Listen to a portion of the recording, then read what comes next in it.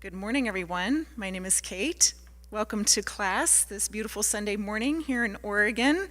It's just a beautiful fall day. Hope it's nice where you are as well. Welcome to our in-person audience. Hello to our online audience. Glad that you could join us today. So if you haven't joined us before, the format for today is that in just a moment, Guy will be giving an hour-long talk. We'll take a short 5-minute break, and we'll come back for a second part of class, which will be an open Q&A dialogue discussion with everyone here in the room and online. You're welcome to participate in that, and I'll be telling you more about that later in the broadcast, how you can do that. For those of you in the room, if you have a cell phone with you, please do check it and make sure that it is off. And for those of you online, if you have any technical issues during the broadcast, just let us know in the question area and go to webinar, or in the chat area on Facebook or YouTube, or you can email me at support@guyfinley.org, and I'll do my best to help you. And also, if you have any issues, as you sort of just understand there, we are multicasting to a couple of different places. So if you're watching online, if you have trouble with GoToWebinar, you can slip on over to our YouTube channel and pick up with the broadcast there. It's easy to do that, just guyfinley.org/YouTube or guyfinley.org/Facebook, and that'll take you right to one of our other platforms, and you can join in watching the live broadcast there. All right, I'm going to read the topic for this morning, and then I'll hand it over to Guy. Our topic for today is find the missing piece of yourself and realize a piece beyond imagination.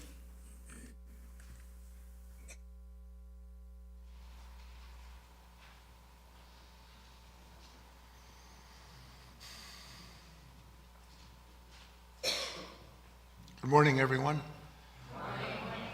And good morning to all of you who are joining us, whatever day or time it may be. I'm glad that you are able to share these ideas with us, and we'll hope for you that you go beyond listening to exploring, and beyond exploring to realizing all that's intimated in every truthful idea that you hear.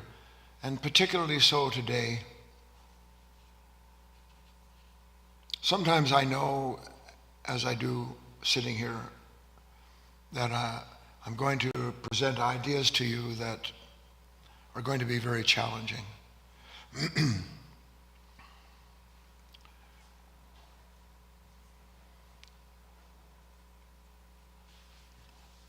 But if you understand the nature of a challenge,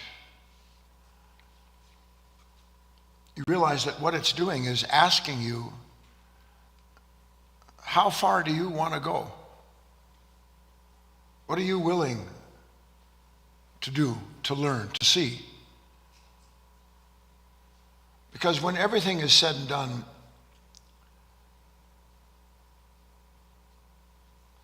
real peace is beyond imagination, because it transcends the self that imagines it.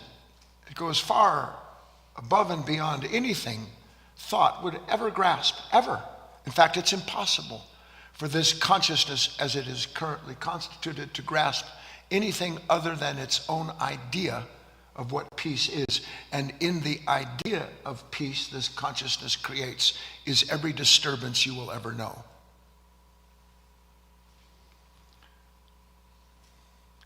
And that's where it's difficult, because we have to communicate from two different worlds, quite literally. We have to bring into this world something that this world not only wants nothing to do with, by and large, but assuming that you do, a world that has very little facility to be able to receive the impressions. But thank God there is within this nature a capacity to receive what is above and beyond the normal thinking that is celestial in nature. And every true idea that you've ever heard, I don't know what it's like for you. I know what it's like for me. Even today, I'll come across an idea, or I'll have an old one that I carry with me, that every time it comes to mind or I think about it, I'm transported instantaneously to the world where the individual who saw that first was able to communicate to this consciousness something about itself that it did not know prior to that moment. For instance, and it's very telling for our dialogue, for our discussion today, William Blake. The roaring of lions, the howling of wolves, the raging of the stormy sea, and the destructive sword are portions of eternity too great for the eye of man. What in the heavens was he talking about? That's what you're going to say today. What in the heavens was Guy talking about? I'm talking about a portion of eternity too great for the eye to see, in which peace dwells. Because peace does not dwell in the world the eye of man, the eye of woman can see, but in eyes that are able to see beyond themselves into another order of time, another order of relationship where peace is inseparable from the moment that one is in, as opposed to peace that we are always pursuing piece by piece by piece. Understood? So with that in mind, let me bring up the first key lesson. I cannot tell you how important it is that you contemplate this. That's all I'm going to say. A student was up here earlier, and I would say to him and to everyone else, who the heck cares what anybody says about what you love? If you love it, let love lead you all the way. If you don't love it, you don't have a prayer. Because without love, there is no prayer for a human being to know anything about peace, let alone a higher order of existence. Love makes everything possible. Without it, nothing is possible. So this key lesson is full of love. But it also belongs to an eye, a portion of eternity, too great for our eye to see, but not too great for us to sense something about. That's what I'm hoping for you.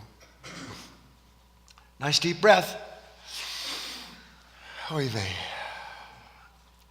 No peace appears outside of or apart from the disturbance that conceals it. And no disturbance appears outside of or apart from the peace that reveals it.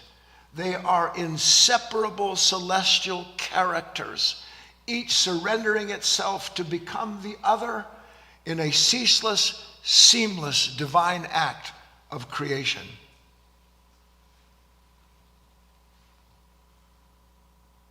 Let that sink in, if it can.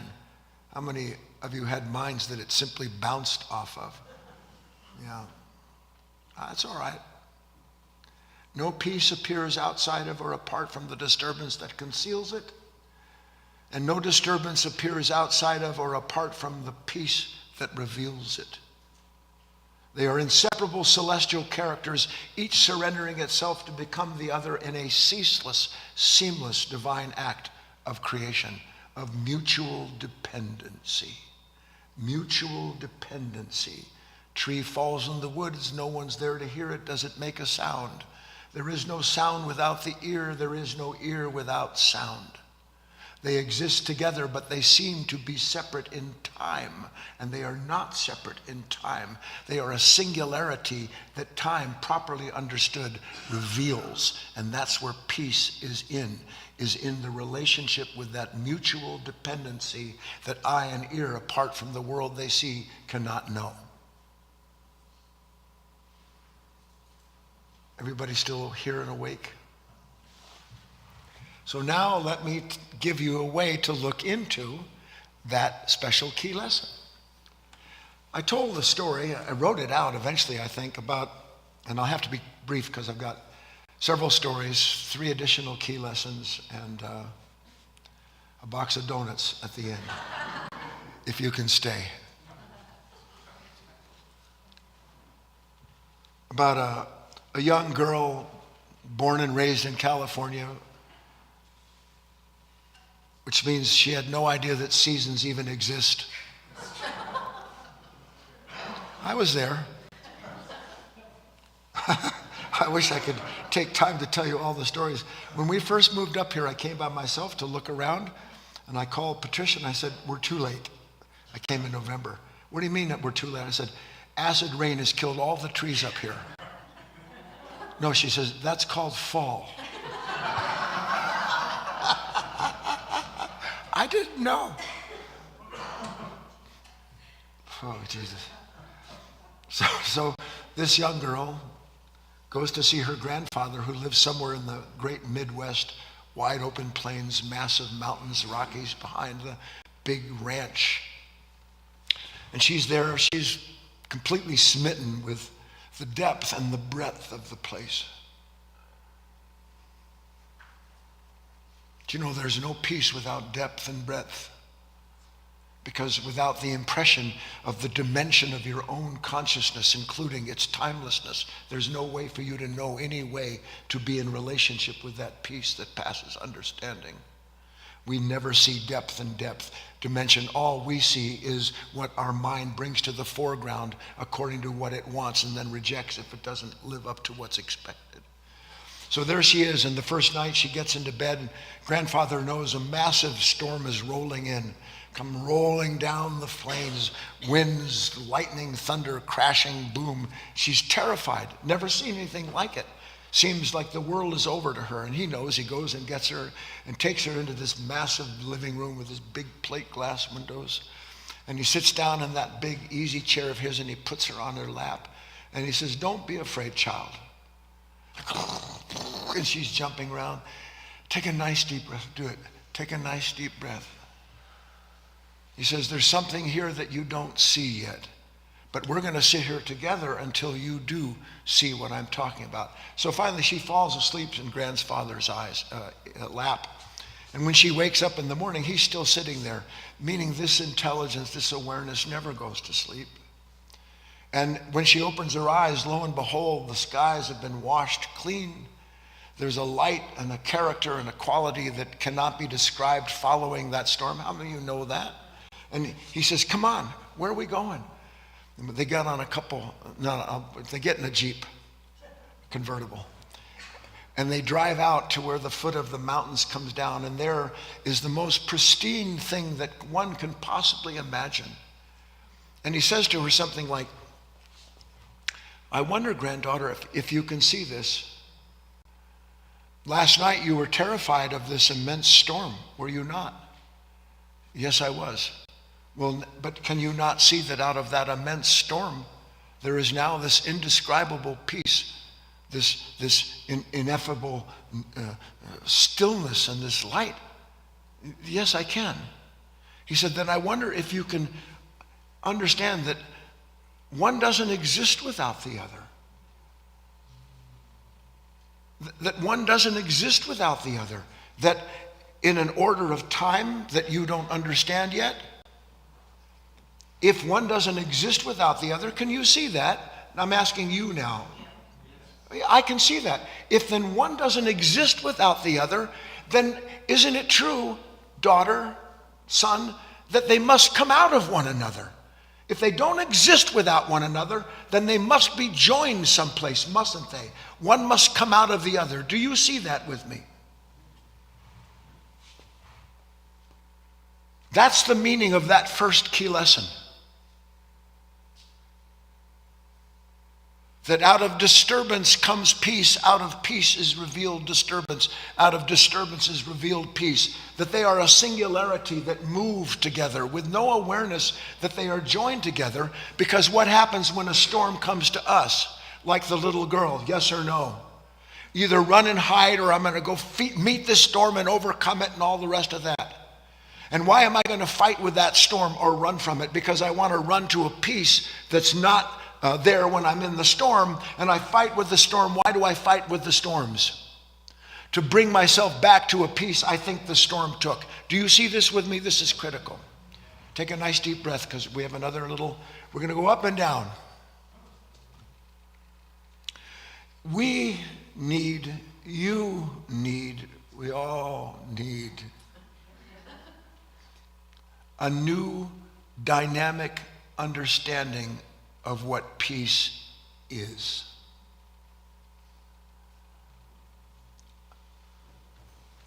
Peace is not what the mind imagines and pursues. Peace is not what the mind sits in and calls itself at peace when conditions allow it to feel content.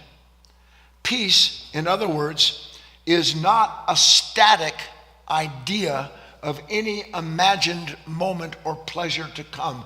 That is not peace. That is the only peace we know, by and large, save for a few examples that I'm going to get to. So that peace, true peace, is a dynamic, ceaseless reconciliation of disparate conditions. True peace is a ceaseless, dynamic reconciliation of disparate conditions, requiring, by the way, another order of attention to realize. Who can understand that idea? It is a dynamic relationship between disparate conditions. In other words, what creates the storm? Is not the storm born out of a dynamic relationship of disparate conditions? Yes or no? And where does the peace come from? A dynamic relationship of disparate conditions that when that storm goes through what it does and completes the purpose of the conditions that brought it into existence, lo and behold, in the storm is the peace. And it has simply become another form of itself that was there as it was going on, or it couldn't have come out of it. But there are completely different experiences of that, aren't there? Why are there completely different experiences of the storm versus the peace? Because all my attention can take in at any given moment is the experience of the storm or the experience of peace, so that my identity is a derivative of what I attend to, instead of an attention that can attend to the whole of that moment. The whole of that moment. And there is no peace outside of the whole of that moment. Because when peace is something that will occur when I get rid of the storm, then I'm going to run towards the condition I imagine that will bring me that peace. And if you want to know what brings the next storm, what do you think that brings the next storm? Let's bring up key lesson number 2, please.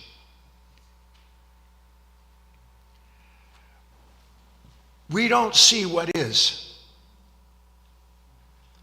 We see in parts because in any given moment, only parts of us see.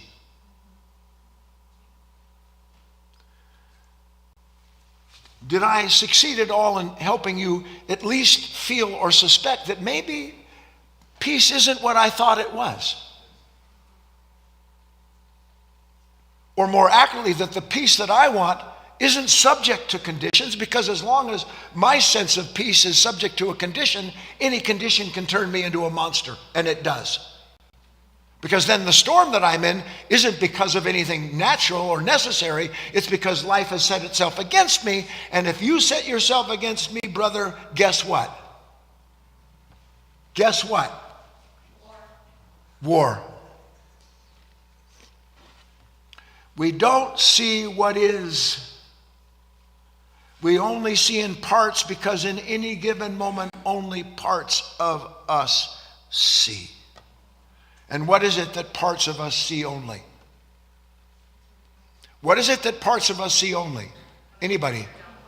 What I have, and please listen, it's not even you. You don't imagine that peace. This consciousness in its ceaseless conflict with a world that is always challenging the identity derived from what it imagines will bring it security. That consciousness is always struggling with trying to make sure that what it's imagined and derives its sense of well-being from remains in place. And nothing in this world remains in place. Nothing. Other than the suffering born of trying to ensure that the conditions I've imagined will bring me security are going to be there tomorrow and the day after tomorrow. And how are you doing with that, as he likes to ask? So that we are all we are all the poorer for what we don't see. We are all the poorer for what we don't see, because what we can't see, we can't know. Do you understand that idea? If I can't see it, I can't know it. You look confused with that. When I go to the beach, or I go into the mountains, or I come up my driveway at the golden hour when that sun is just sitting behind the hills and all that golden light is backlighting the leaves. In that moment, if I don't see it, is it there? If I don't see it, is it there? It's not there if I don't see it. But the minute I see it, not only is it there, but I am there with it. And I know the beauty of that moment, because in that moment I am participating in the moment as it completes itself. And here's the key idea. And the moment can't be any more complete than I am. No moment can be any more complete than I am. And what does that mean? There can be no more peace in any given moment than I am present to it as it is revealed.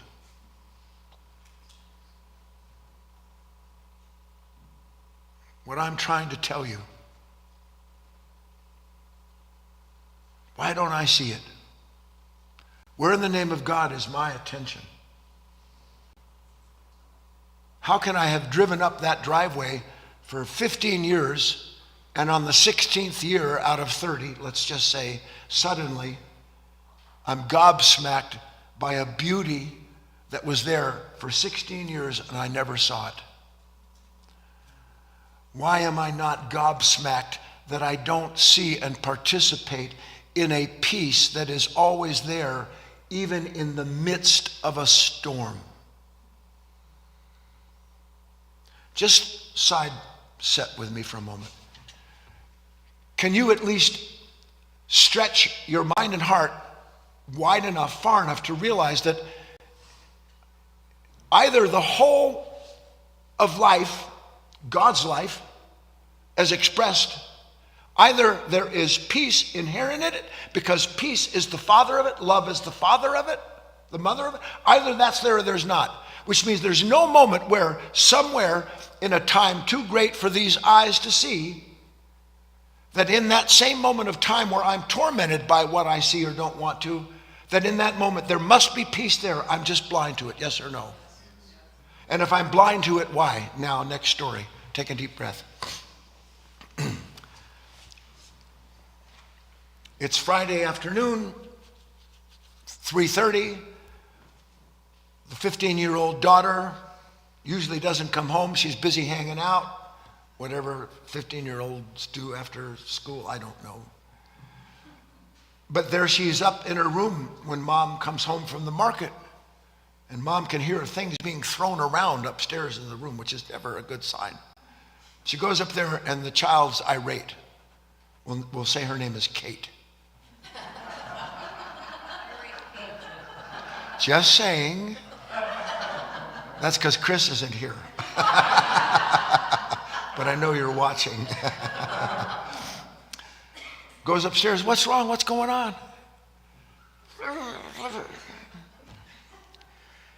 What? Oh, Debbie said some very cruel things today. I didn't mean to upset her when I asked if I could have some of her cupcake. I didn't realize she was so obsessed. And then Ellen came and sat down, and she was trying to figure out where she fit in, and she couldn't find it, and she stormed off and threw the chocolate milk. Anyway, it got over my new dress, and look at me, I'm a mess, and I'm humiliated. Really? Yes, she said, with great certainty. It's amazing, isn't it, how certain a person can be because of the thing they don't want to see, and how sure they are that they exist as an entity apart from the very thing they resist, when their identification with what they resist is their identity. It's uncanny. Come on, we're going someplace. I'd planned to take you anyway. I don't want to go. Get in the car.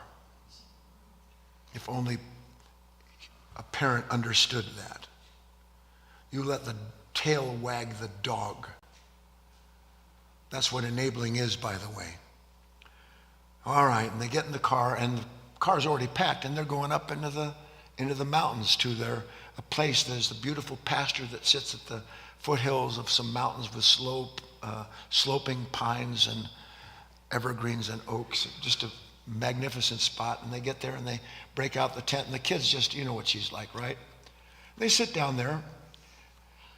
And the kid's fidgeting around and takes out her cell phone. And mother says, put that away. No. Excuse me? Put that away. Puts it away. And they sit there for 5 minutes. Kids like this. 10 minutes, 20 minutes, 30 minutes. What are we doing? Just be still. An hour later goes by and kid's looking around, turns to mom and says something like, you know what? I'm kind of glad you brought me out here. And why is that? Well, it is beautiful, isn't it? It's so peaceful here. Mother says, well, let me ask you a question. Are you saying it wasn't peaceful when we got here?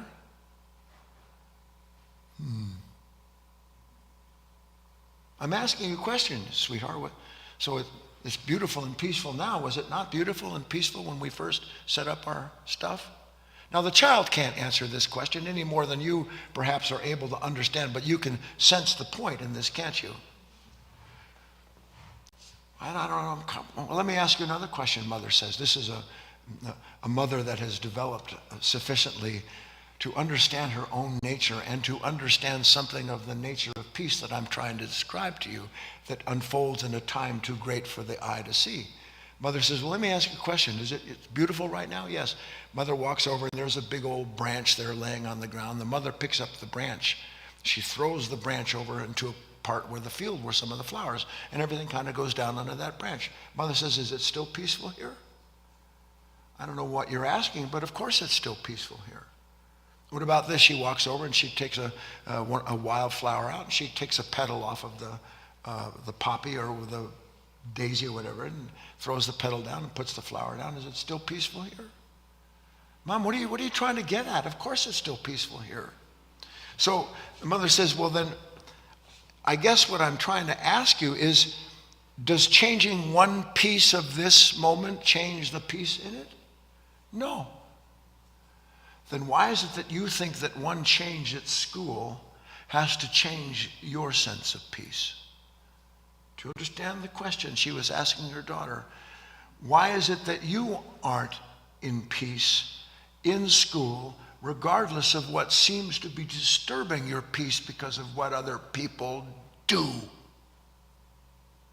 I'm accentuating that. Do you know you don't even need people around you for them to disturb your peace? You can't wait to think about them so that your peace can be disturbed. And then, believe it or not, try to see this with me. I hadn't intended to bring this in the talk, but I find it so fascinating.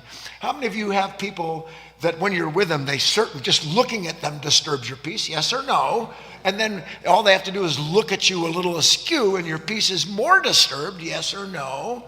And you go home and you can sit there and just think about them and your peace is disturbed. Yes or no?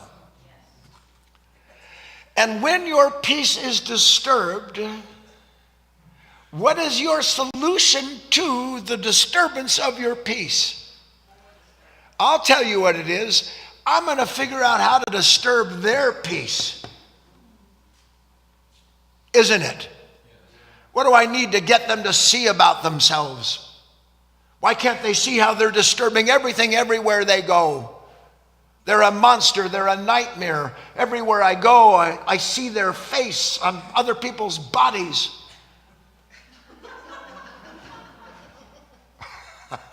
I'm exaggerating, but do you understand that? So my answer to the disturbance of my peace is I'm going to go disturb somebody else's peace by demanding and commanding that that person or that condition align with what I need in order for me to restore, for me to restore my peace of mind. Did I ever have peace of mind? And if I never had peace of mind, then how can that mind be disturbed other than through something that challenges what it is identified with at the time? That's what disturbs my peace, is anything that disturbs my identity. Yes or no? And why is my identity disturbed by every passing unwanted condition? because my identity doesn't exist outside of the condition that grants it that sense of itself. That's why. Can there ever be peace in that? Can there ever be peace in that?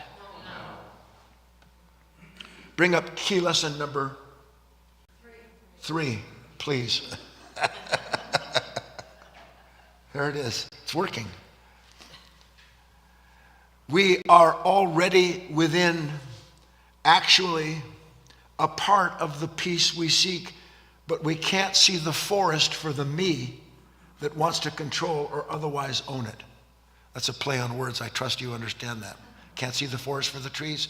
Can't see the peace in the forest for the me that wants to control or otherwise own it, or that's trying to escape something that it says disturbed it earlier on. The little girl had a chance to see, couldn't she? That she couldn't see the beauty of the forest that she was in for the me that she was when she got there, but the peace was there when she got there, wasn't it? And she had to do what? She had to settle in to be able to see what she couldn't see, because all she could see was what she didn't want. All she could see was the disturbance that she was ceaselessly resisting and identifying with. Yes? I like that. We can't see the forest for the me. Transition. How am I doing on time? Where's my clock? Good. Nice deep breath. We're going to... You all right with this? Okay. This is an assertion that I happen to know is true, but it's meaningless to you unless you begin to see the truth of it. There is no peace outside of the moment we are in any given moment. There is no peace outside of any moment that we are in that same moment. Now that just defies logic, doesn't it? Because how often am I at peace? With a pizza. I should have called it a pizza.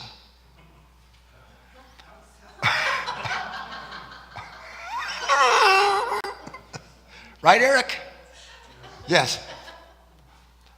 I'm at peace when I have food in front of me, for the most part. I'm at peace when I'm asleep watching some movie.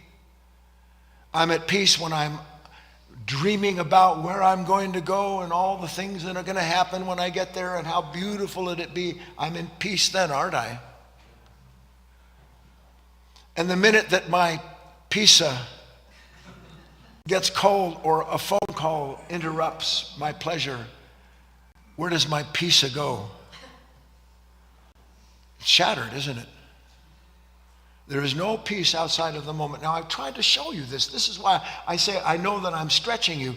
But if the disturbance is in fact how that peace is revealed, with that story, isn't that how the peace was revealed in the aftermath of the storm? Yes or no? So is the peace in the aftermath of the storm not already a part of the storm, just in a time that we can't see because we don't see their relationship? So then in the very search that we are always taken up with, do you know that every time your mind starts to think about what's wrong with other people, do you know why it's gone to thinking about what's wrong with other people? Do you know why it does that? So that in finding a disturbance, it can find a peace that it gives itself when you finally avoid or change that person's nature. That's why it brings up. That's why your attention is taken to those things. It's not by accident. It's a machine, like a slot machine. Do you know why Las Vegas makes all the dough? Because they understand if they can reward you 1 out of 5 times, you're going to put everything you've got into it. And when this consciousness rewards you 1 out of 5 times with peace, the other 4 times that you're investing everything in, you don't see that you're slowly being drained. You're squandering all of your life energy in the pursuit of a single moment when the pleasure you've imagined of ka-ching, ka-ching, ka-ching, ka-ching, and all of that running out and people screaming, ow, ow, ow, give me some of that. All of that moment. What do you think people go there for? And it's no different at a family dinner. It's not. You. Oh, they like me. I said something very witty and everybody laughed. Now they know I am superior. No, they don't know anything. Because when you did that, their machine came up XXX. On we go. No peace outside of the moment we're in. And anything searching outside of the moment is guaranteed to do what? It's guaranteed to turn into the next condition. Last key lesson for today, please. Ready? Whenever the mind, asleep to itself, imagines any kind of peace to come, it creates in that same moment, within itself, the inevitable appearance of whatever will be the next condition blamed for disturbing it.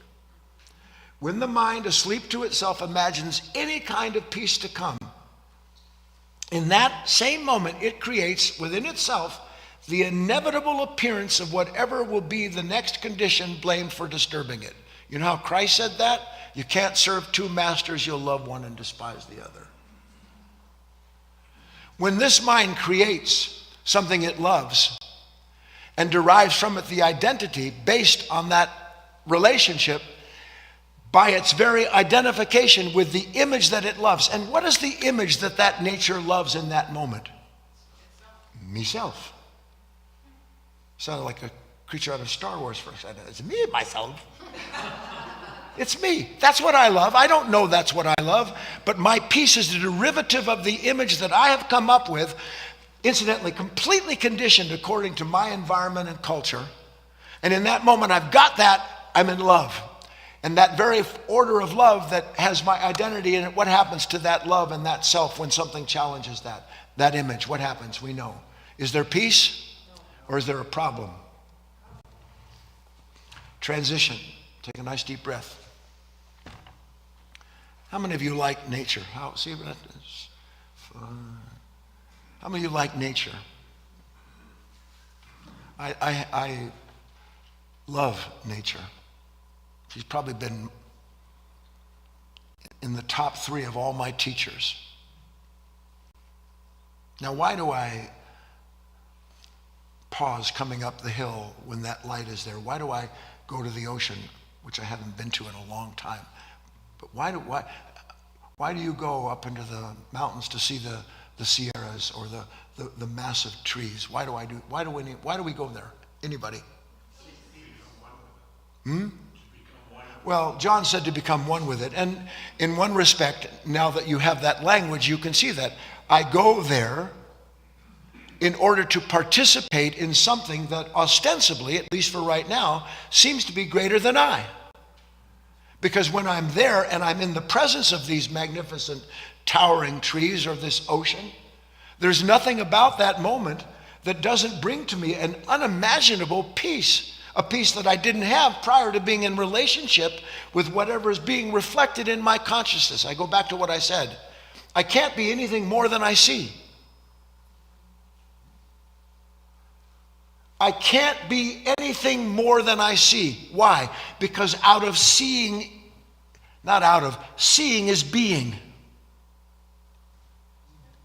Seeing is being, isn't it? Because when I see the ocean, now back to I hope you can leap around with me like this, back to the little girl when the mom tore the petal off of the daisy or threw the branch into the woods. Is it still peaceful? Yes. I'm sitting there, and I don't know if you ever sit in the ocean or look at the wind move the trees and the shadows are dancing. I don't know.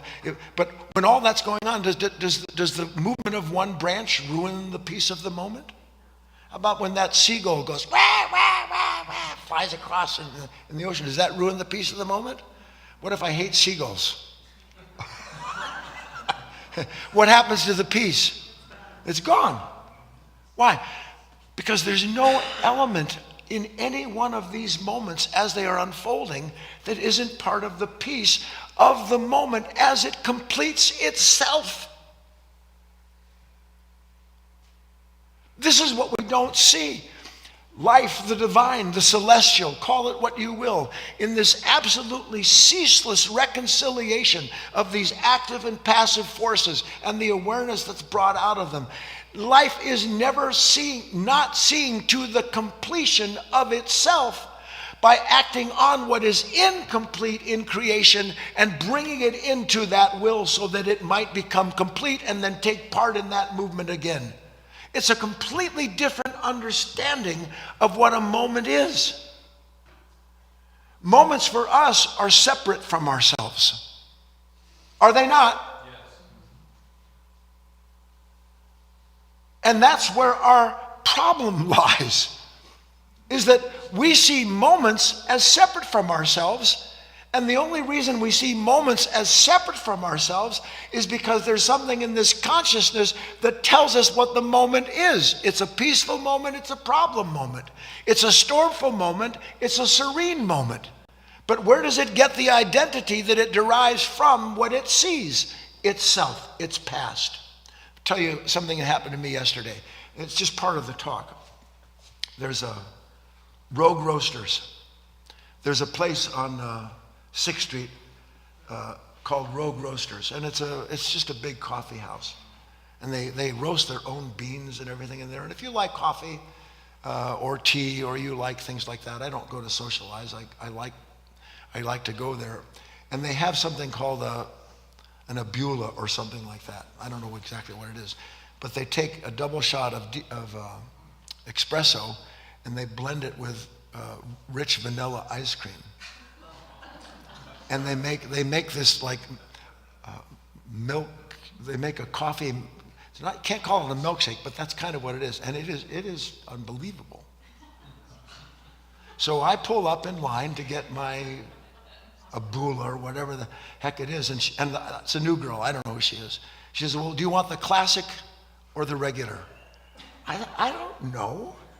I want the ice cream and the. Okay, she says, fine. And then she charges me, and it sounds too cheap. I say, "Are you sure that's right? It's only $4. That's cheap." And so I pull up to the next window, and another person I don't know. Well, you know, human beings used to be behind these windows. I don't know what it is that opens the window, and it scares me every time I open that window. What's that? Oh, that's the person helping me. And she hands me this little cup about this big. I go, "What's that?" "What you ordered?" "I don't think so," I said. "Well, didn't you order the regular?" I said, "Well, if that's what I ordered, I didn't know what I was ordering. I want what I always get here. What's that?" And I explained to her. She goes, "Oh, you want the classic." "Yeah, that's what I want." She said, "Okay, I'll get it for you." I said, "Well, let me pay the difference, because I know it's not $4. "No," she said, "it's okay. You don't have to pay the difference." So here's why I'm telling you this story. Meanwhile, 5 cars are behind me.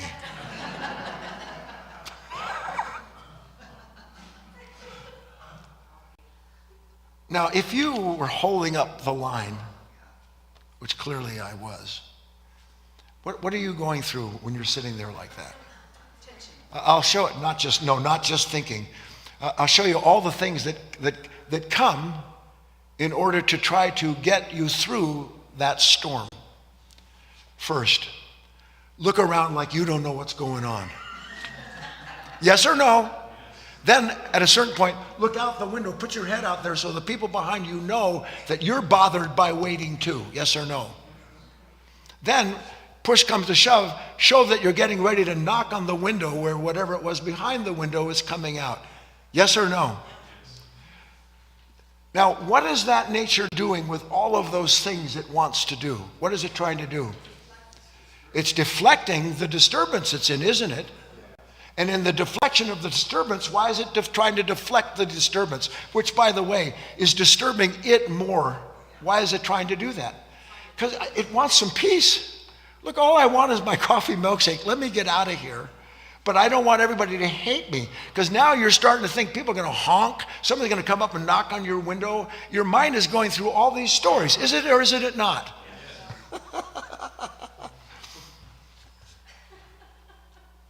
Where's the peace in that moment? Please. If I can't find peace in that moment, there is no peace. This is what makes spiritual work so difficult for us. Because we imagine spiritual peace where, yeah, it's one big moment and everything's beautiful and there's the sea and I'm participating and all that. And then I've got 14 cars waiting behind me because I made a mistake with what I ordered. Do you understand that I either find peace in that moment or I don't find it? Do you understand that? But how can I find peace when I'm telling you, when everything, it's all mechanical. There's no you going through that. There is an image, there is a belief, there's an opinion, there's an estimation, there's a comparison. This mechanical mind is gearing up, trying to figure out a way that it can get out of there without looking like it caused the problem that it did. Where is the peace in that moment? Why can't I see it in that moment? We've been talking about this the whole time. Take a deep breath. We're going to describe it, then we're going to have an exercise. Ready? Where is the peace in the midst of that disturbance? Remember I said we need a completely new idea of the meaning of peace? Now, is the new idea of the meaning of peace the same as being able to experience it? Or is the new idea of the meaning of peace something that I can begin to bring into the moment where I'm full of disturbance? Yes or no? The awareness of the indivisible unity of all that is revealed is the awareness of peace. The awareness of the indivisible unity of all that is in that moment is peace. When you go to the ocean, this is big transition. You go to the ocean and a wave breaks. Does it disturb your peace? Does it? The sun starts to set. Does that disturb your peace? Why? Because the peace cannot be separated from your immersion in all of the movement taking place in front of you. Why? Because there's nothing in you that is separate from all of that movement as it's taking place. Yes? You go to the woods, the hoot owl, the stellar jay, the chipmunks running up and down, and if you're sitting there present, you're watching all of that, and every one of those movements is not a disturbance. It's completing the moment that you're in. And you can't separate your awareness from the completion of that moment from the completion of yourself. That's what we've been leading to. You cannot separate your awareness of that moment completing itself from the completion of yourself. And where is peace? In the completion of the moment. In the complete moment. Then I'm trying to show you something too big for eyes to see. The completion of the moment and the completion of myself are a singularity, and always have been. And the completion of the moment is a moment that isn't in parts that I like and don't like. That isn't me just sucking on my milkshake and being with my peaceful shake. I'm going to open a place called the Peaceful Shack. Peace. That's not where it is it? Where is it?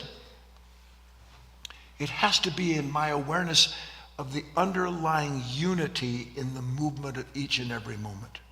It has to be found in the underlying unity, not in the underlying disparity. That's what we see, isn't it? Isn't that what a storm is? The underlying disparity between how things should be and how I want it. There's a disparity there, isn't there? But if I see it as an underlying unity in the movement of the whole, now listen, it doesn't mean, because I'm sitting there working, doesn't mean the disturbance goes away. That's what you want. Everybody's always asking, how do I make the pain go away? You can't make the pain go away because it doesn't exist without your preference. And you're not dealing with the preference and the image and the identity derived from it. When you're trying to make it go away, you're strengthening the very thing that you say you want to escape. So, are you able to stretch with me for this far? That means I have to actually understand in that moment, all I'm experiencing, you like it when I give personal examples, right? You've told me you do. All I'm experiencing in that moment is everything wanting my attention. This thought, that feeling, this condition, looking in the rearview mirror, looking into the window, everything trying to give me a performance to make. Yes or no? But if I'm sitting there and I'm watching all of those elements, the disturbance doesn't go away, but now it belongs to a broader ability to see what the disturbance is and why it's there. The pain doesn't go away, but now back to the grandfather and daughter story. Did not the storm give rise to the beauty and the peace that seemed to follow it? And we know now that the peace doesn't follow the storm any more than the storm follows the peace. They are a singularity, but in passing time, they seem to be in march steps separate from each other, don't they? I'm trying to get you to see that they're not separate from each other.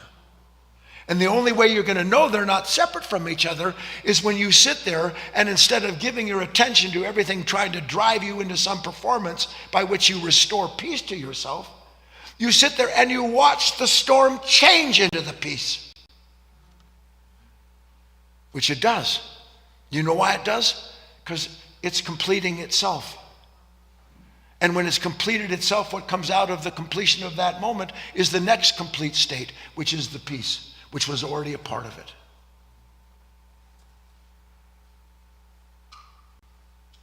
And you're there, and this is the exercise part of it. In that moment, when the storm is finished, the way we think, that storm is over. But in reality, in creation, there's never a moment of creation without a storm. Nor is there a storm that doesn't create. They're a singularity, aren't they? Please, can you see it? So, when the moment completes itself, and this is high now, can the moment that I'm in complete itself if I'm not completely present to it? Or is my awareness part of what completes the moment?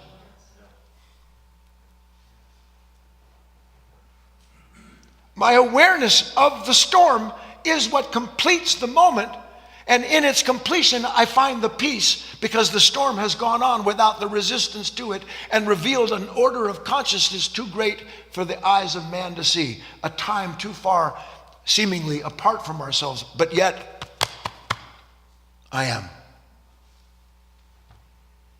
It's finished, but not because you finished it. Isn't that what you're always trying to do when you're in a storm? Aren't you trying to finish it? Can you see now why it doesn't work, incidentally, given what we're looked at? Of course it doesn't work. Anytime I try to finish a storm, I'm creating a storm.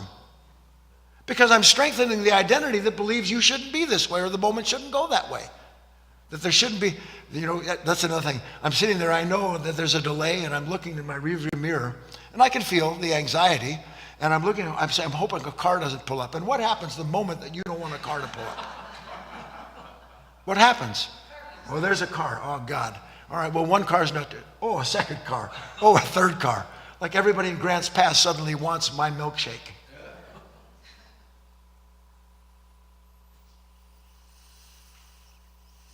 The moment can't be finished without your awareness of it. The moment can't bring you the peace without you completing what that moment has come to complete in you through your awareness of those conditions.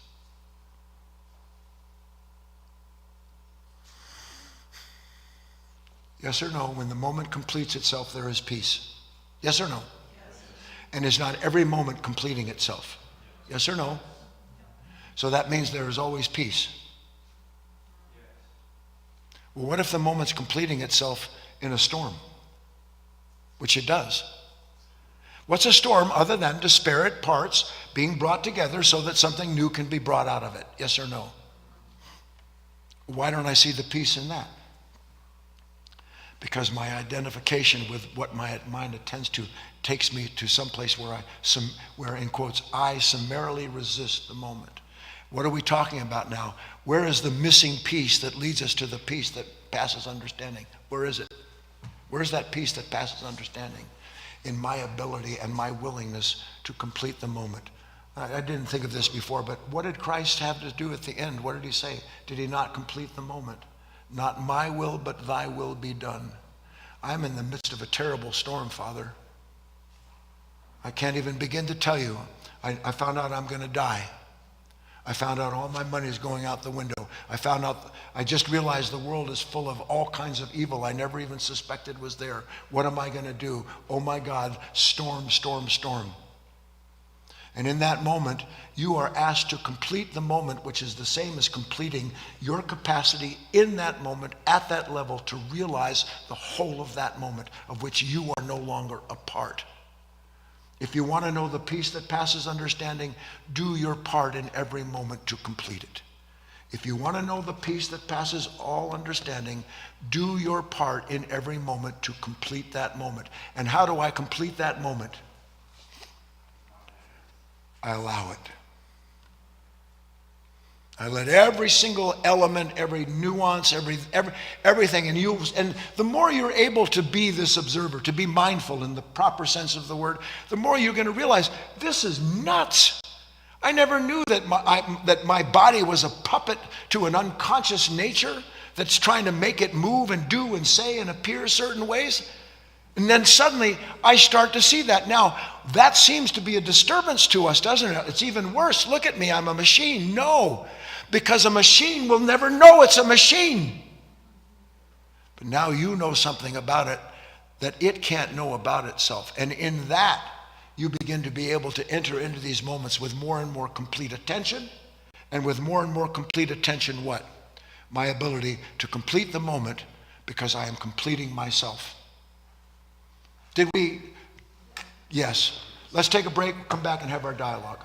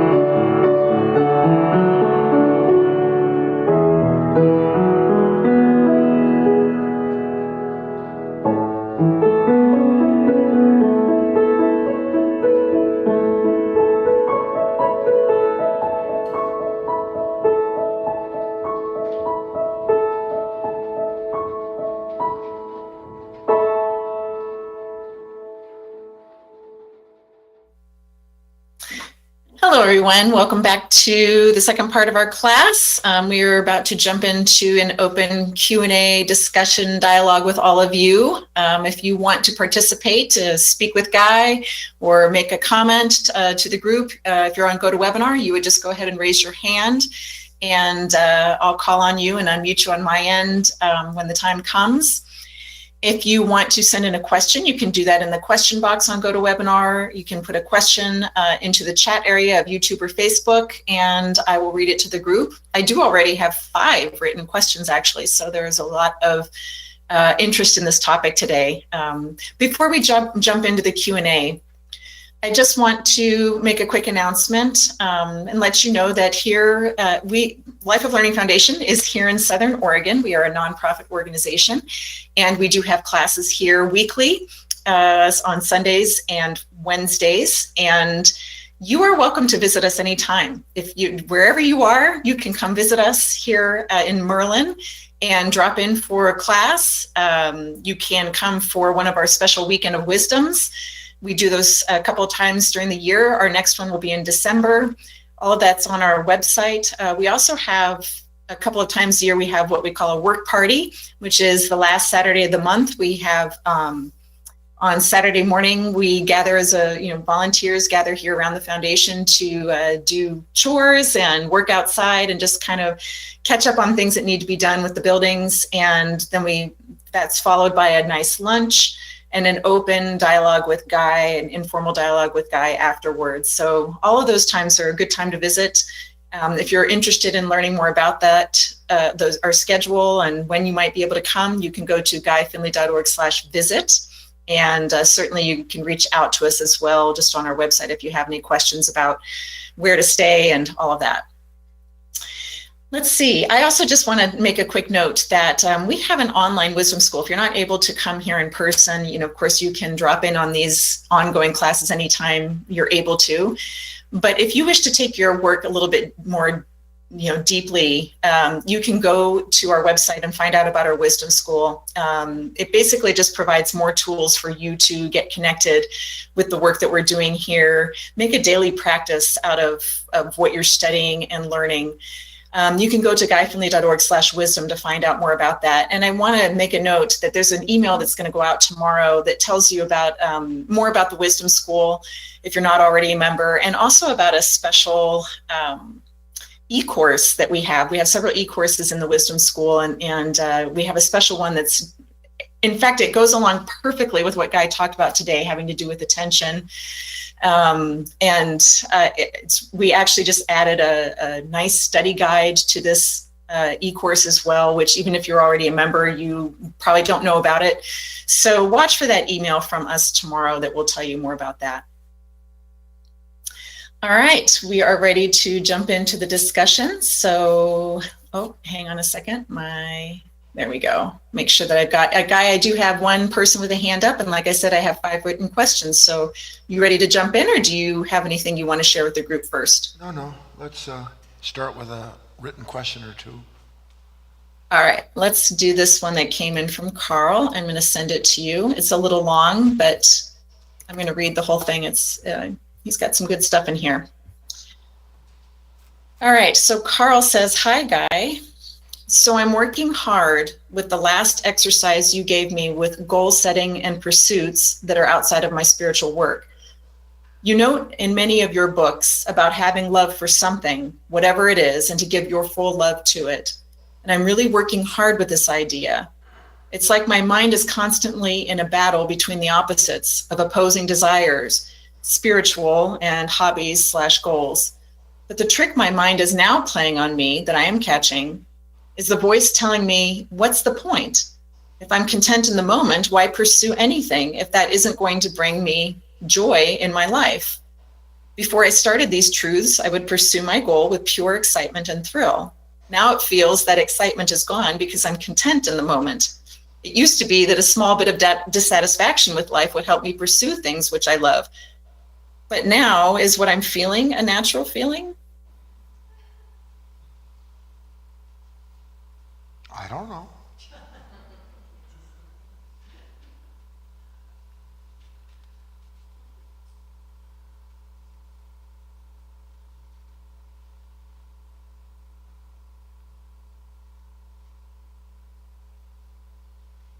You know, in The Karate Kid, wax on, wax off. Most of us saw that. He had no idea that Mr. Miyagi was teaching him martial arts. Wax on, wax off.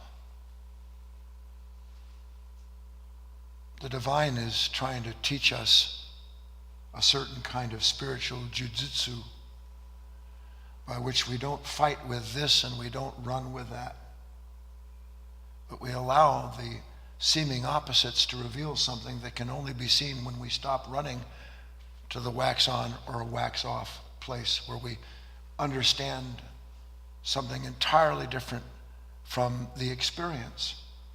You at some point, Carl, and everybody, and then I have one more point to make on this of a significance.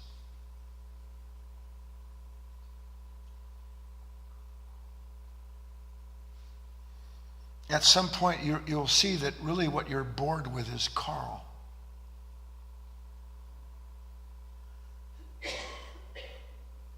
But it takes a really long time to see that what you're bored with is yourself. Not bored with, well, I'm bored with this or I'm bored with that. I'm bored with a mind that makes a this and a that. That's what I'm bored with, because there's nowhere to go. I go to that from this, I go to this from that, and I bounce back and forth, and I'm bored to hell with that. And then, then what about this? Then I'm bored with this, and then the mind comes up with that. Now, this is deep, Carl, but I trust you'll get some of it. Do you know what and this has to do with love. Do you know what the last thing, and I mean this, the last thing that occurs to a human being is? If any of you can tell me what the last thing is that occurs to a human being, with God as my witness, I'll go empty Chris's drawer over there that's got some dough in it. That's right, Chris. Who can tell me? Anybody? The last thing that ever occurs to you? I love my suffering. Well, that's second to last. No. You ready? You're not here in this world just for yourself. That is the last thing that occurs to a human being. That I may be here for the sake of something far greater than what I call my life.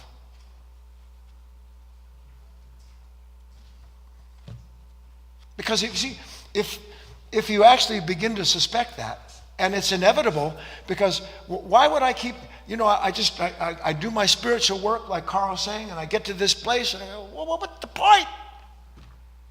Because I'm kind of content. Why don't I just sit and be content?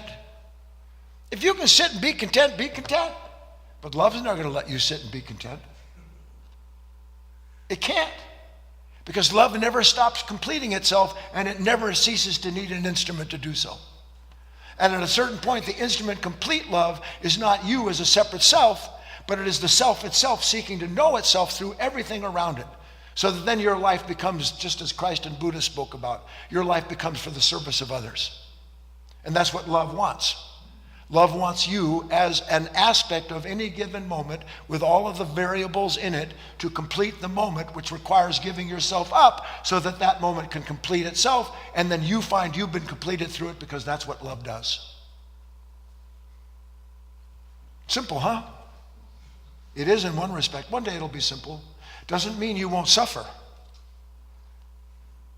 The simplicity of understanding often means that it's going to increase what you call your suffering, because what is your suffering other than what? This isn't working out for me the way I want it to work out. My life isn't being fulfilled. I imagined when I finally got all these ideas in place, I'd be close to perfect. And the more ideas I get, the further away I am from perfect. What am I going to do? Let the moment complete itself. And then you'll see there is a current. You won't always like the current. Trust me on this. Because the current has to run into something that opposes it. That's what creation is. Love has to run into what doesn't love. How else would love ever know or bring what doesn't love into itself if it didn't reveal it? I'm probably going up too high, but Carl, that's my answer. Work, see, practice, explore, then do it again. Kate. All right, we're going to go over to our queue. We've got Tracy with her hand up. And I've unmuted you, Tracy. There you go. Good morning, Guy. Hi, Tracy. Hi. I would like you, if you could help me drill down into something that's been bothering me most of my life. Christianity. My sister, in the last couple of years, became a born-again Christian. I've had many of them come into my life. I have wanted to be like them, but I can't find that belief that they have, that love for Christ that they seem to have. And I feel very judged by them because mostly I've been metaphysical. And my sister and I had a huge explosion this morning about it. And I wonder, is there something wrong with me? Part of me believes, like they do, that I'm going to burn in hell because I can't be a Christian. But I've been studying with you a very long time, so part of me knows that's not true.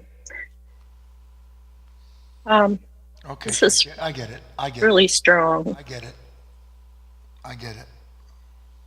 I know you do.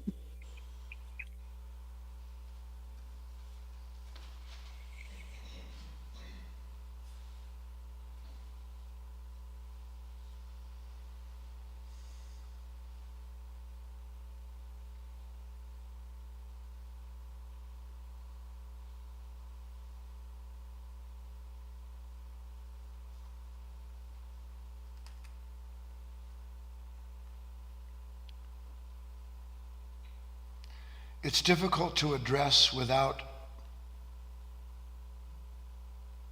alluding to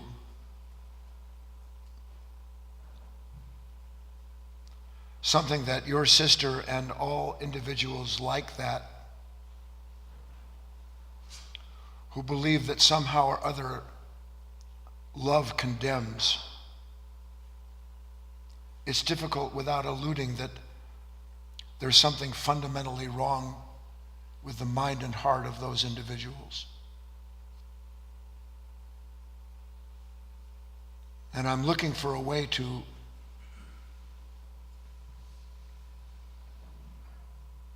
not console you, but add light to your understanding.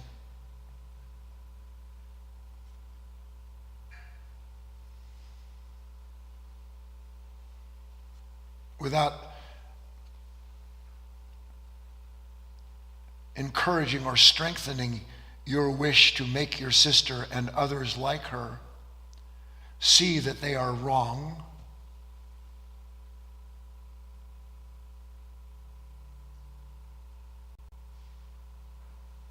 I do want to encourage you to see where it is that because of the way they see themselves, not only do they suffer, but they want others to suffer because it proves to them their faith.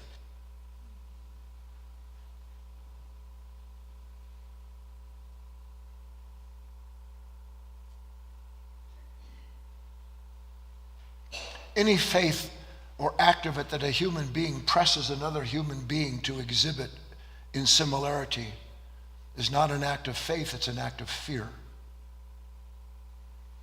Because only people that are terribly afraid want others to love what they love, because unless they do, what they love is threatened by them. Love has no threats. Love cannot be threatened. And when you have any mechanical human being worshiping a mechanical God, what you have is a machine dedicated to destroying any other machines that don't follow suit.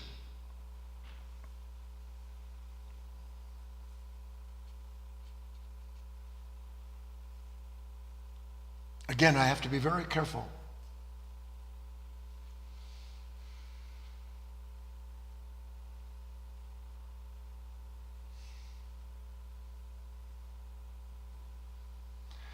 When a man or a woman has love for truth, they did not put that love in themselves.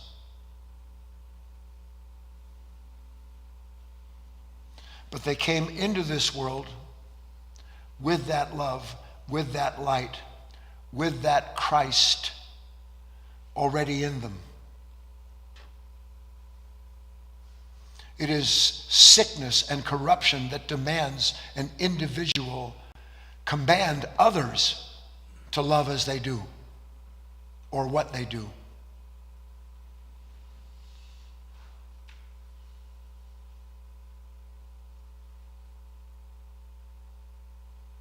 And further, Tracy,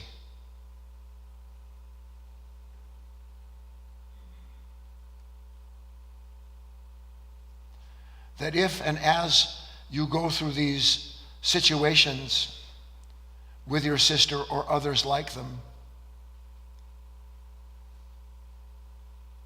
you have to ask yourself in the midst of those storms, where is it that I'm walking into this? There's no disparity or discrepancy between two human beings without two human beings, each and every one of them, however it takes place, instead of gathering in the name of what is love, bring to that meeting with them their idea of love and then demand the others love as they do. Where is that taking place, if it is? And then ask yourself further, what kind of love is it that a person has that if I don't agree with what they love, they hate me? Or condemn me, or tell me that I'm going to go to hell? Who's more in hell than any human being who wants others to suffer because they don't love as they do? Is not Christ love? Does love condemn? Never. Does love demand? Never. Does love insist? Never. Does love push? Never. So anyone that pushes or pulls or demands in the name of love has no love whatsoever in them. But again, I'm not saying that about these people. I'm saying that's for you to see is true. Because your task must not be to set yourself apart from them. Your task is to let the light within you prove that you are already apart from them. But not apart in the sense of a judge like they judge you, but apart from understanding they are apart from the Christ they profess they love. And you will never do anything to prove that to them, because the more you try to prove to them that they are apart from it, the more they will push and try to prove to you that they are as they claim themselves to be. Have your own life, Tracy. God has given you your own life. And now I'll say one thing I wasn't going to say, but I'll close with this. You don't convert to truth or to Christ. Christ and the truth convert you. And if it isn't truth or Christ or love that converts you, you are being converted by a corrupted consciousness that loves the image it has of truth and Christ, and then loves the sense of self derived from that image. So those individuals have no love at all. What they have is the love of the image that was created in their mind, something they joined and belonged in order to bring them a peace they couldn't find. So they make an image of something to find peace in, and then they hate anybody that disturbs that peace. That's probably enough.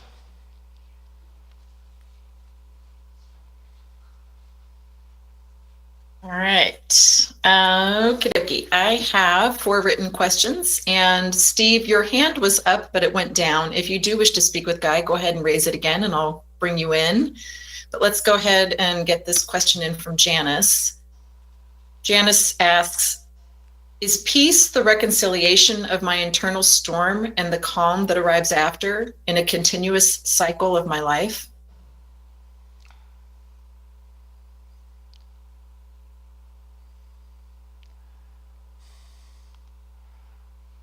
Janice, yes, but again, and I know we just have to kind of go through this for a long time. I get it.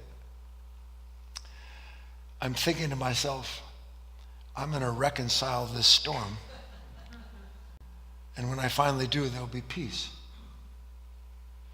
The I that wants to reconcile the storm is the I of the storm.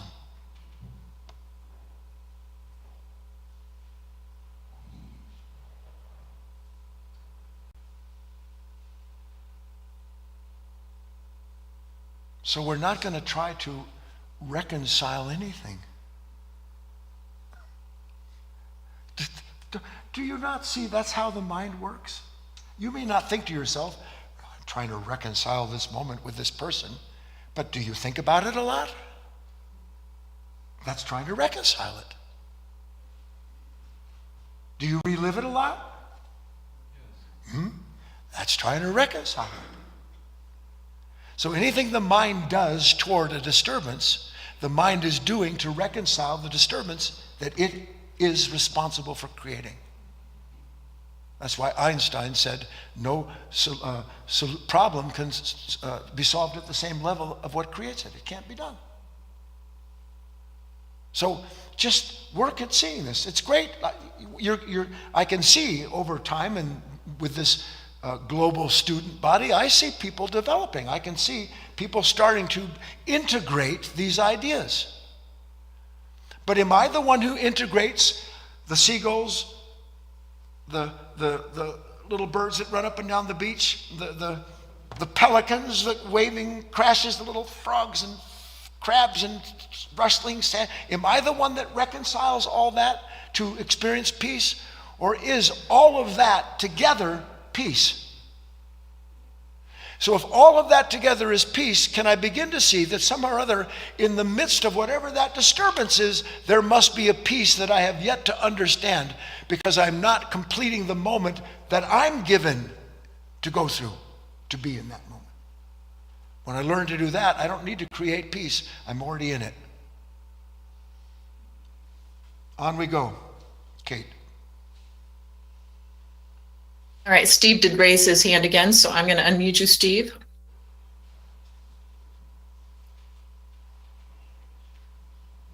Hi, Guy. Hi, Kate. Hi, everyone. Hi, Steve. I just couldn't not sort of reaffirm a lot. It's funny how much sense this stuff makes over time, and I'm seeing more and more of this in the mind, in Steve's mind. It's saying all the things, and it's almost like fishing. It's almost like I'm starting to feel the hook land with the bait, and I feel the disturbance, and it lures me. And some of the funniest things, I literally was walking up the stairs yesterday, and I remember you saying one day you'll be gobsmacked, and I literally stopped because I saw the mind say something so horrible. And I was just dumbfounded at the fact Yes. Yes. that it's there. That it was trying to bait you into thinking about the very thing it says it doesn't want.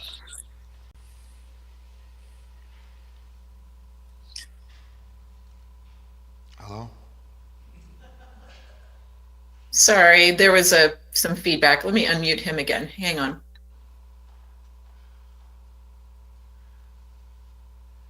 Steve, did you have more that you wanted to add? Yeah, sorry about that. Yeah, I didn't hear. There was some sort of disturbance too. That right then I missed what you'd said. What I said is that you were gobsmacked because for the first time you could see that your mind was trying to bring you into considering the very thing that it didn't want. So that your experience of the moment that seems to be, how do I get past, or why is this going on, actually is involving me in what I'm resisting. To see the mind creates the field of its own resistance, and that sets itself apart from itself, is the beginning of understanding what a conflicted mind is. And in that there is a new order of peace. I don't create peace. I'm not the creator of peace. You're not the creator of peace. Peace is part of creation. And that's what I'm realizing, and that's why I get excited, and I just had to just say that over time, all this, and I wish it were faster, but it's making such a difference. Yeah, one day you'll give up the whole idea of faster. There's no faster. There's no faster. I know you want it, don't you? I want it fast. I want all of it. I want it now. Such a mind is not just trapped in time, but it has created the time it is trapped in. On we go. All right. Sorry for the sunlight coming in here. I'm going to keep trying to avoid it. Oh, you look good. So I have a question. I have a question from Dak. Here's the question. He says, I have a question about free will. Does the life unfold and we don't do any unfolding? That is, our only power is to turn within?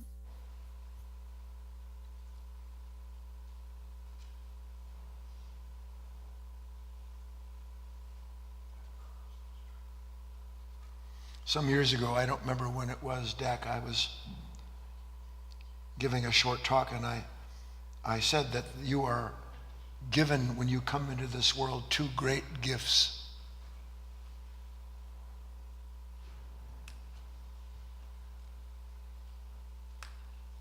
You are given time and you are given attention.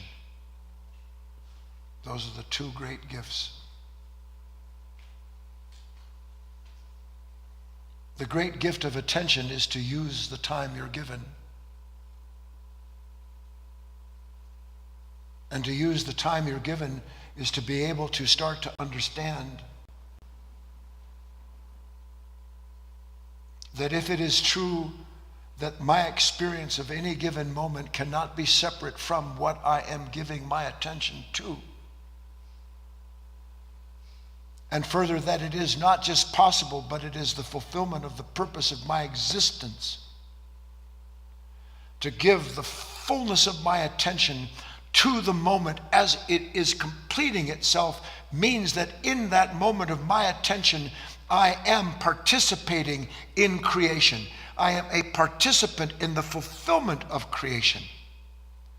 And that in the highest sense, between heaven and earth, the two worlds cannot be reconciled without me stepping into that space where through my attention I am participating in the completion of the moment, which, by the way, requires the sacrifice of myself going into that moment.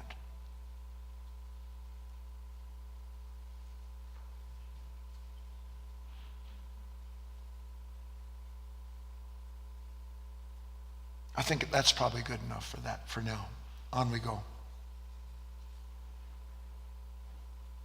All right, I'm going to bring in a question that came in from Susanna. Okay, hold on one second. Sure. I keep trying to figure out a way that I'm going to express this, so I have a notion. I said that's all I have to say about this for now. Now the reason I say that is because when I'm speaking, there's a field and there's room after room after room, high and low, all these things. And frankly, and this alludes to something that I said to Carl or somebody, frankly, I don't want to go into the next room. I don't want to talk anymore. I don't. I really don't. Because words are not the thing. And yet we communicate and share these words so that we can experience a shared energy, a shared emotion, a shared intellect. That's why we do it. But at some point, you need to see, Dak and everybody else, okay, let me leave the textbook of this mind that always has another page, and let me go out into this laboratory called that person I can't stand. Let me go into this moment where my mind brings up this person that I always have something against. Let me stand in that line and be the one who inadvertently causes a backup, and let me watch all of that misery. Let me begin to be the field, not the one describing it. Because if I'll be the field instead of the one describing it, it will be beyond description my relationship to the field. And then I'll see peace is unimaginable. Because I went into an unimaginable place. And where do you think that unimaginable place is, Dak, and everybody else? Where do you think the unimaginable exists? And it's all around you all the time. Where do you think it exists? Repeat after me. The unimaginable is the unknown.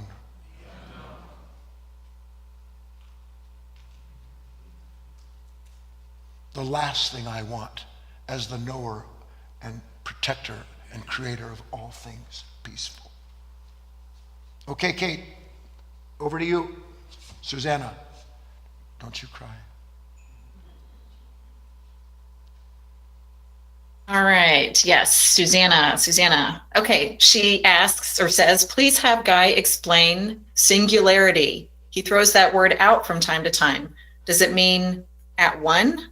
Yes. World's shortest answer. On we go. But now you must find out. I had to add those words.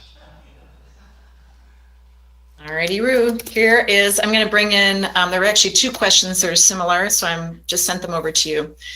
Allison says, I am struggling today with what is happening in Israel. All the killing and bloodshed is making me feel a lack of peace within and a lack of hope for humanity. How do I complete this moment?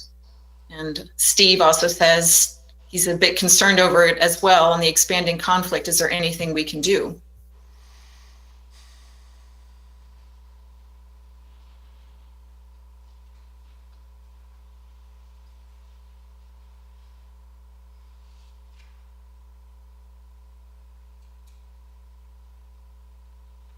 Do you think the war in Israel is any different between the war between Tracy and her sister over Christianity? Do you think that's any different?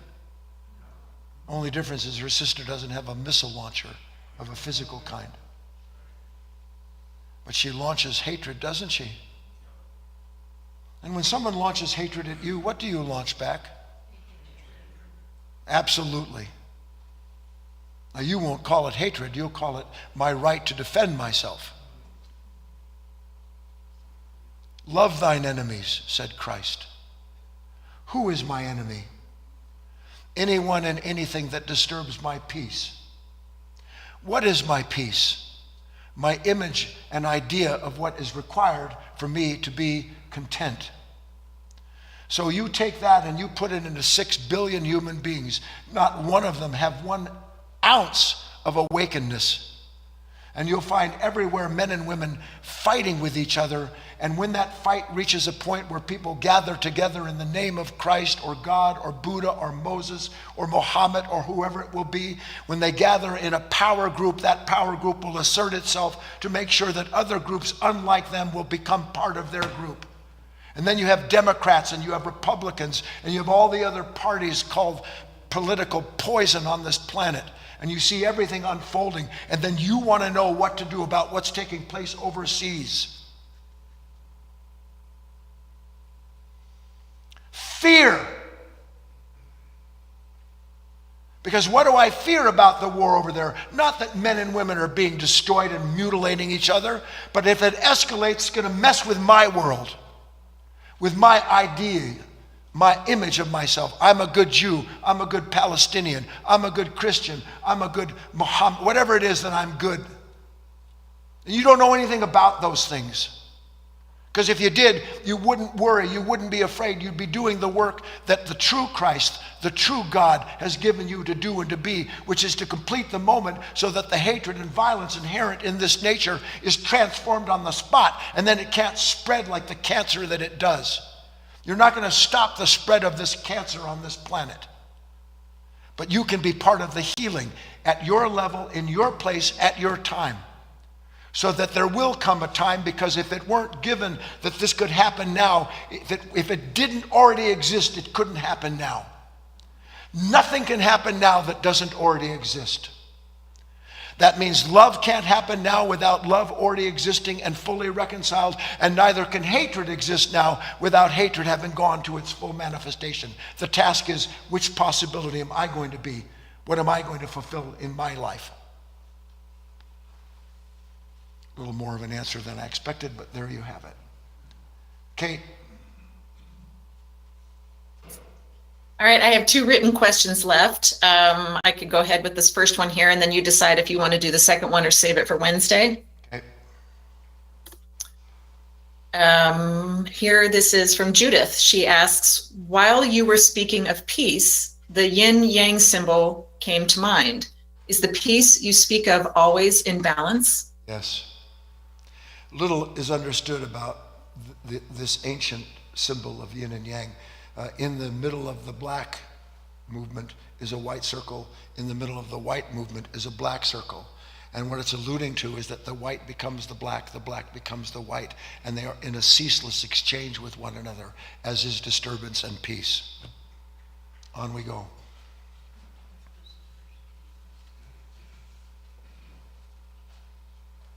Sorry, I was trying to click back and I couldn't get back.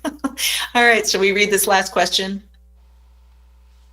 This came in from Mary. Hello, Guy. It seems this correlation between the disturbance and peace is the essence of the expression, the antidote is in the venom. Yes.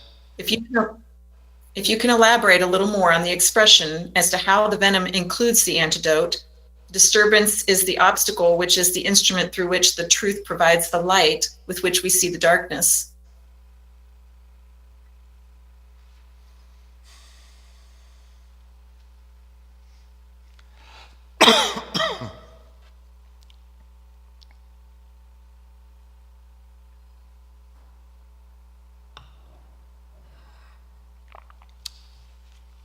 Tell you what, Mary, download the first key lesson from the class today, and you read it, and you contemplate it. And then when you've done that for a full week, then ask this question again in the new way that your understanding will formulate it, and I'll discuss it with you. I just spent a full hour and 10 minutes illustrating, enumerating the nuances of something that cannot be described in thought. So one more sentence is not going to do anything. But I will be happy to have another sentence with you when you have taken the sentences I've given you and worked with them. Then you and I can look at this from another level other than this intellectual wish that I could grasp this and then somehow or other get on with it. There's no getting on with it. There's no, this is the big deal. When you're in, how many of you rush? Chrissy, are you still there? When I'm rushing, what am I trying to do? I'm trying to get away from the disturbance that I don't know I'm in over to a peace that I've imagined. Now the problem with an imagined peace is that I never arrive there, that the imagined peace doesn't become the condition I want to leave and rush to again. Yes or no? Yes.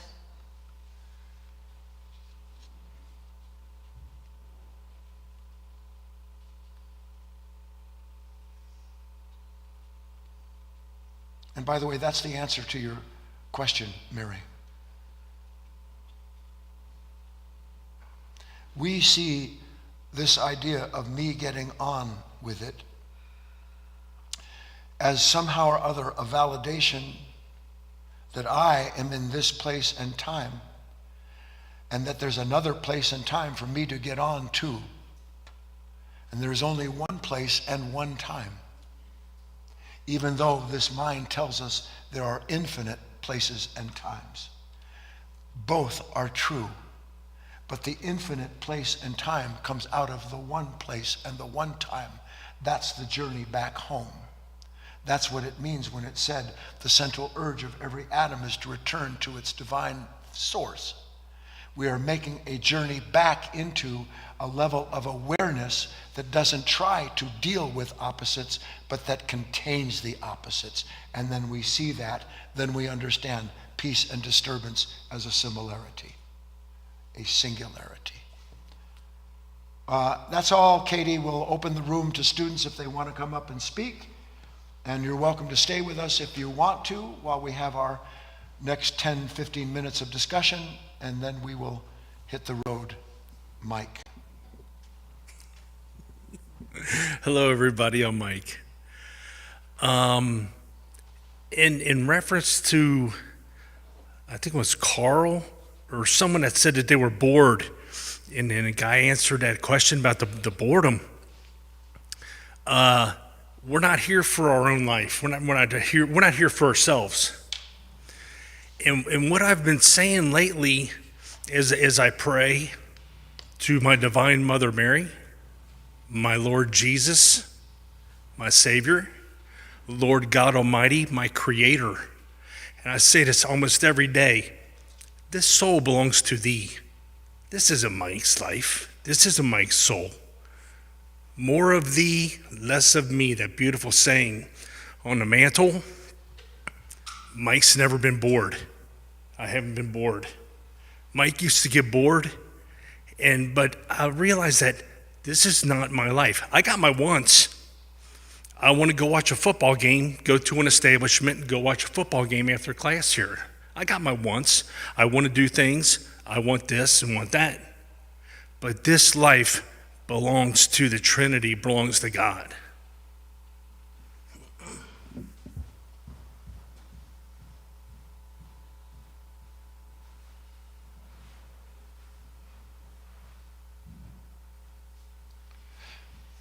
Make it so. Give it so.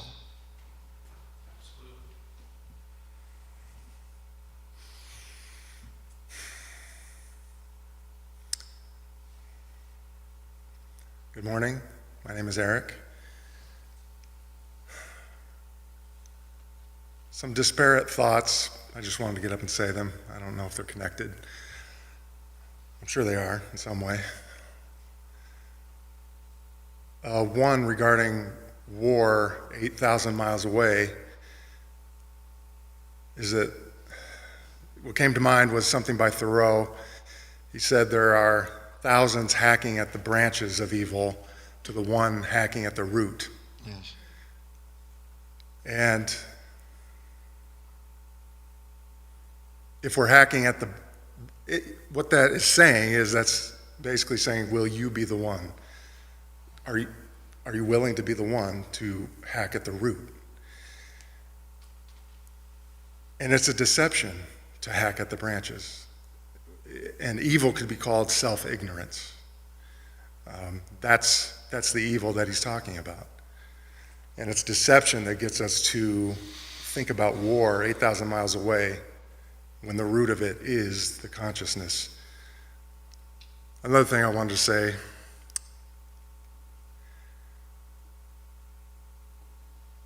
connected to the disturbances, and the antidote is in the venom, peace is within the disturbance. The yin and yang symbol is, imagine if you go outside and you want to dig in your yard, and you want to explore what's in there. Now, if you get like 10 feet deep and you meet these creatures, you meet worms, bugs, weird-looking moles, you have to imagine that these creatures don't really appreciate that you have disturbed them, that you've dug down that deep. They would have rather remained where they were, undisturbed. And they're not going to be like, Hi, Eric. hi, hello, thank you for the help. Hello, awareness, how are you? Would you like to come in for a cup of tea? In fact, they're going to, snarl. They may snarl. And if you dig in the yard, you may also find a nugget of gold or diamond or whatever. Since I'm up here, I'm going to say one more thing. On the menu of if I could, say something on the positive side, on the menu of spiritual work is more and more appreciation for God's creation. That's on the menu. Yes, it is. And this happened to me the other day as I was eating grapes. What you have is this green stick, and out of this green stick, suddenly there's this ball. There's this ball at the end of a green stick that is soft and contains water, and it tastes good, and human beings, it's for the nourishment of human beings. It grows at a height for human beings to pick it.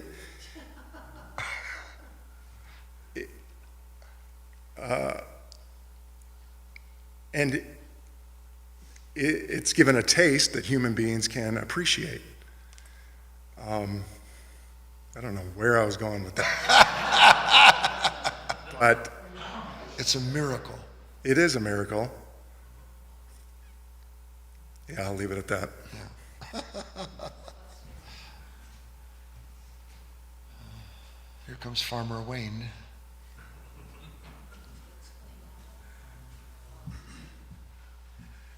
Good morning, everyone. My name is Wayne. Guy, I really appreciated this talk a lot because it's helped me with what I'm going to say, and that is the whole is greater than the sum of its parts. And this is what I'm looking to see all the time, is that wholeness. It's only in my own perception and my own my own misunderstanding of my own mind, because my own mind divides all these separate parts, trying to make a wholeness out of it. 100%. Yeah. Very precise. And that's why I like this work. I'm able to see more and more all the time that I'm working. And so it's so important that I work on my awareness.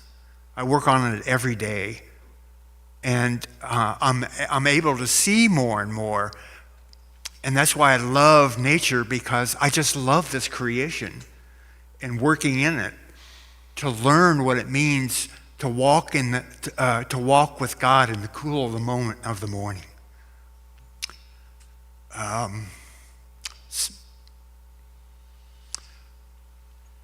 But anyway, that's what I'm developing. Thank you.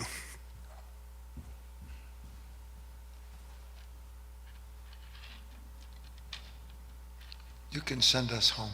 Okay. I just thought I'd come out here for fun. My name is Kate. I don't really have much to say except for I realized from this talk that I don't know that I go into moments thinking I'm already complete, that Kate is already complete. Yes. She's done. It's such an important, it's important to really look at that and contemplate it and work with it. If I were to go into a moment, whatever it is, even when I'm by myself, working or even making a meal, much less, actually interacting with someone, doing the tasks that I have to do, no matter what it is in my day, even right now, I guess. Knowing that I'm not complete in the way that I think that I am, but that I'm meant to literally be completed again and again and again, and brought into something that just broadens Kate's participation in the world, in life, just a little bit more, all the time, continuously. I was just thinking of the possibilities if I actually went into a conversation with someone, for instance, looking for what it brings to me to bring me into a more a broader, more whole, complete view. I can only receive from the moment what I am willing to offer to the moment. That's it. That's the relationship. I receive what I offer. I offer myself all that I am, all that I understand, my full attention, my awareness. And if I'm present at that moment, it will show me something that I didn't know about myself. So by offering myself, I get a little bit more of myself, a little more understanding. And that's an unending cycle. See, and that even completes the picture a little bit more, because it's an active, then I'm never actually just a passive participant in any moment. If I'm actively bringing everything that I am in that moment to the moment, then it's a continuous. Yeah, look, this is called stumble forward, right? Right. The church of stumble forward, basically. Well, it is, and that's fine. Yeah. Let me stumble forward. Right. Okay. See you all Wednesday.